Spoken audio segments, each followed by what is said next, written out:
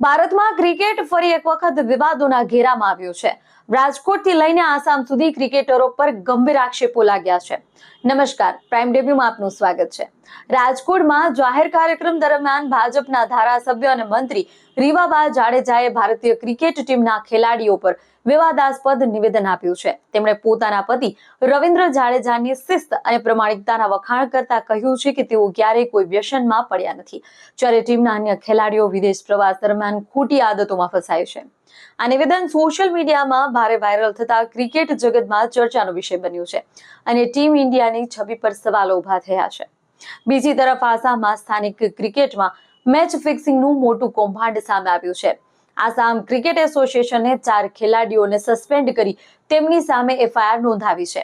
શાયદ મુસ્તાક અલી ટ્રોફી સાથે જોડાયેલા કેસની તપાસ બીસીસીઆઈની એસયુ દ્વારા ચાલી રહી છે, જેને લઈને ક્રિકેટ જગતમાં ચિંતાનું વાતાવરણ સર્જાયું છે.